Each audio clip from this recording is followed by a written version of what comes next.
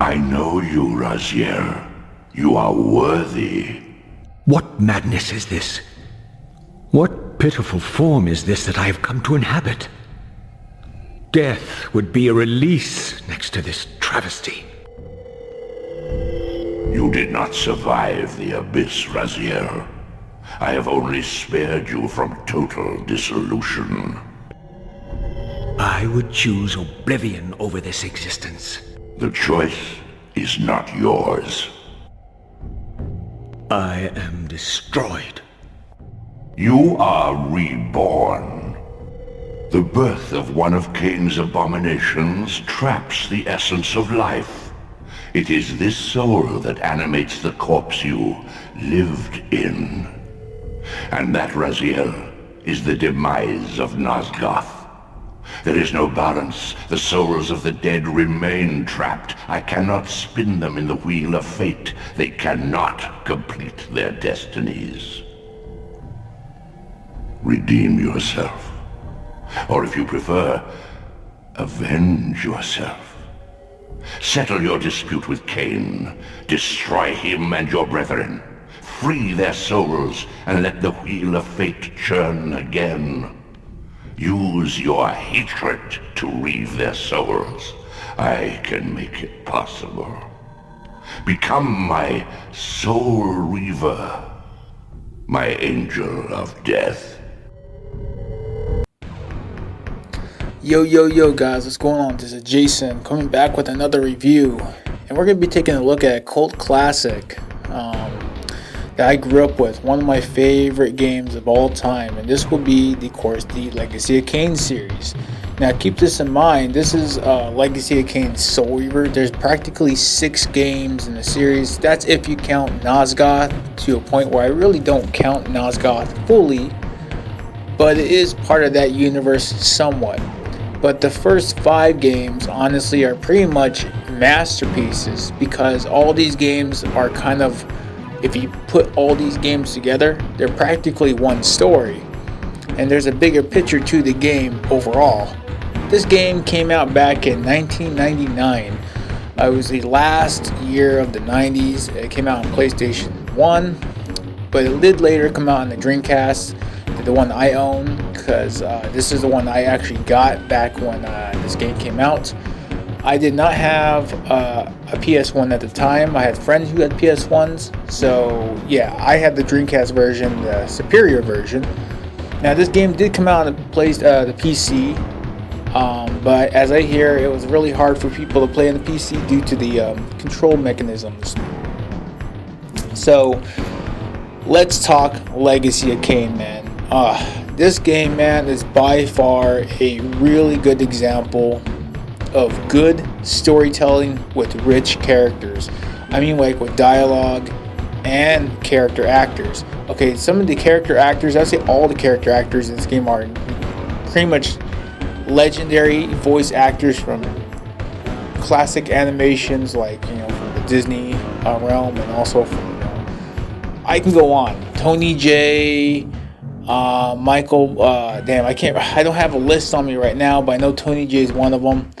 But with all these people on this who voice act this game are really like up there and legendary voice actors, and they are the ones who pretty much shaped a lot of our animation cartoons for 90 kids who grew up in the 90s. They pretty much did a lot of some of the voice acting for majority of those cartoons. So them doing a game something like this would be pretty much already loved.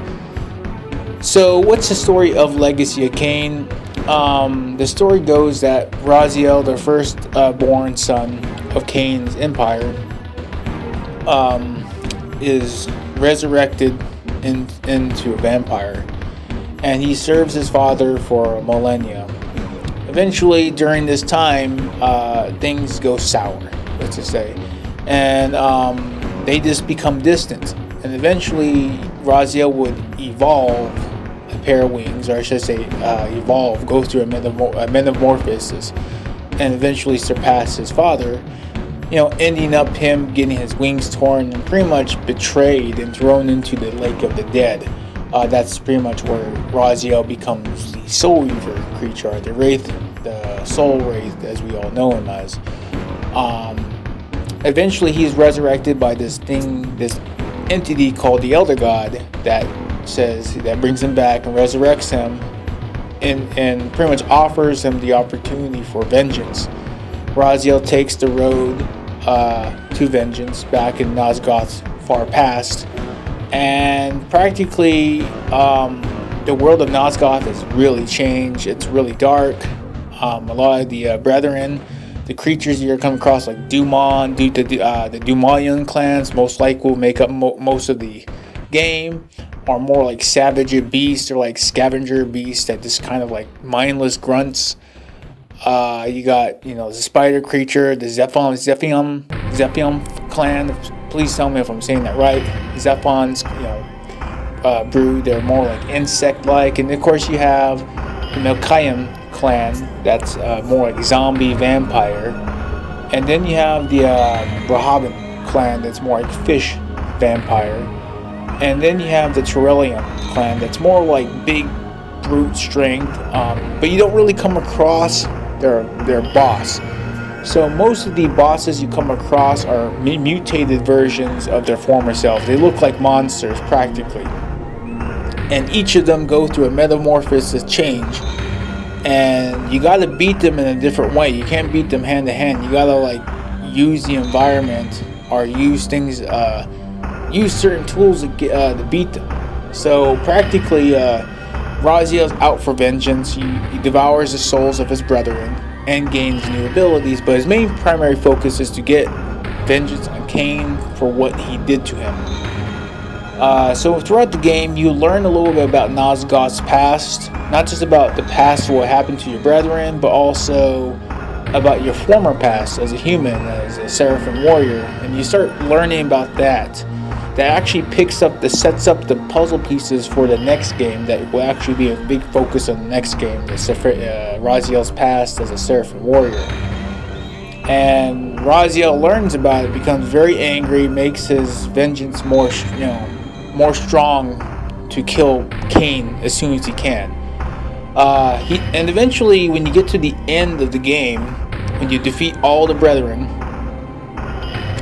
you go through these, like I like to call them, the looking glass devices, where it shows you a glimpse of the past or the future, and the game hints you with a bigger picture. This is where really the story brilliance comes in. Is you're out for vengeance, but you start realizing there's a bigger picture to your destiny. This game really focuses around the idea of free will, destiny, and fate. Okay, and time travel too. And the idea is that Kain wants to use Raziel to change his destiny, and he believes that Raziel is the key. Of course, we find out throughout the game, throughout the other sequels, that Raziel is a big deal in this game. He is the key for Kain's restoring his original destiny. I'll talk about in the next game how that happened, because if you ever played Blood Omen 1, Kain was practically used. He was played like a fool, and he was not aware of his destiny until they told him towards the end of the game. But overall, it becomes a cat and mouse game where you chase him, and then towards the end of the game, you don't really catch him. You catch up to him, but he escapes again to a point where you go back in time into the past, and that's where the sequel of Soul Reaver 2 picks in.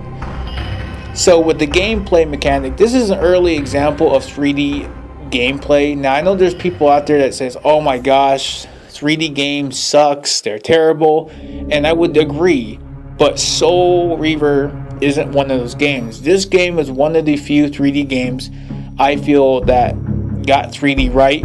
I don't feel it deserves the much hate that it gets. Now, if you're playing it on PC, yeah, you're gonna have a hard time playing this game, because PC back in the early 2000s wasn't the greatest. But if you're playing this on a Dreamcast, you'll find it easier to play, plus it looks better.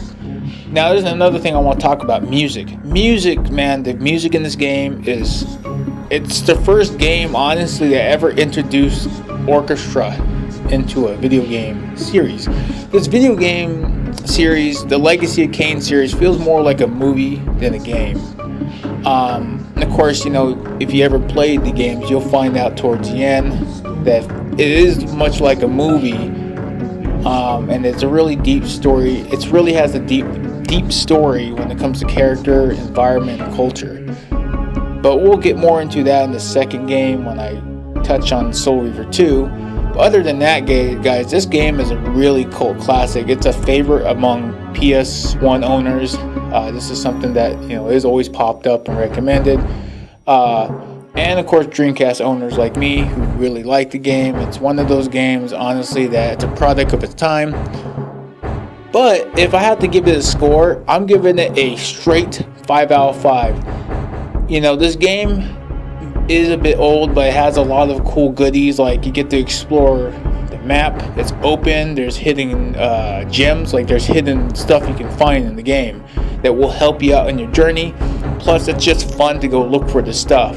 And it just has good dialogue. It has good action, good story. Everything is done right in this game to a point where all I can say is it's a really well made game. Overall, guys, I hope you like my review. Please like, share, subscribe, and stay tuned for the next video I'm going to be doing called Soul Reaver 2.